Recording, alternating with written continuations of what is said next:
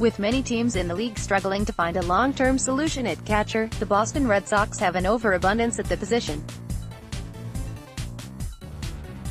The question remains, which catcher is the best?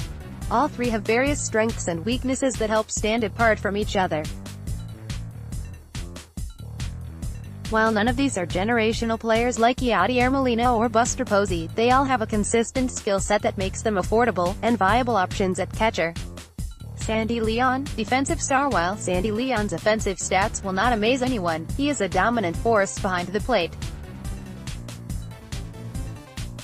He ranked 18th in the league for catcher's era in 2018. He also ranked 13th in total defensive chances, ranking higher than that of Gary Sanchez and Salvador Perez, which gives the endorsement from Rick Porcello all the more easier to believe. He has the best chemistry with the pitching staff between the three catchers. His biggest flaw would be his offense. In 2018, he hit .177 with 5 homers and 47 RBI in 265 plate appearances. In just under 1,000 career plate appearances, his .226 batting average with 20 homers and 104 RBI show a consistent path of bad offense.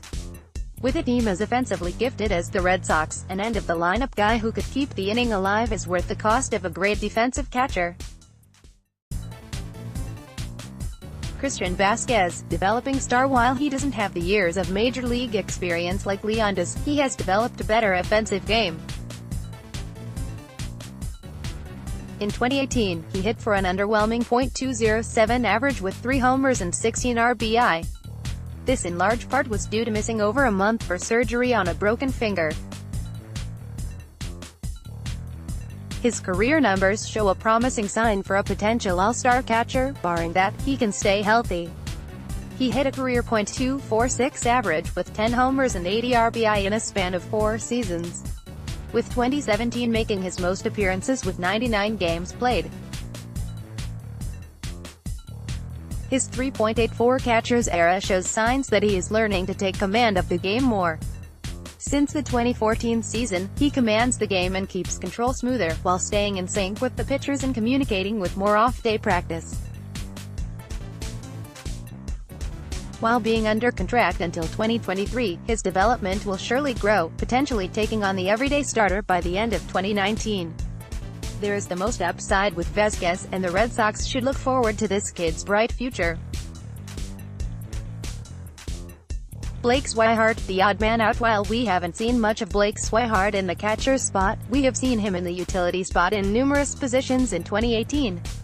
It seemed that he wouldn't get a chance to showcase his talents last season, but after almost asking for a trade, he got his chance in part due to the injury to Vazquez.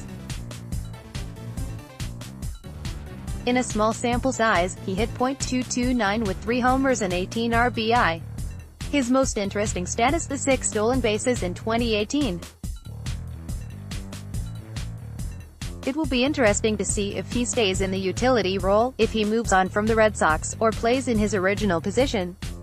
Swihart will be hard-pressed to hope for extended playing time. He is the odd man out in all of this. He is also competing with Brock Holt for the utility spot. Next, what we learned from quiet off-season. Conclusion: in the short term, Leon is the best option while Vazquez develops into the everyday role. His growth will eventually be better on both sides of the game, as long as he remains healthy and continues to get better. Swihart will not grow due to circumstance, unless traded to a destination with more opportunity for a player with his skill set. Until then, he will be the fall guy for rest days.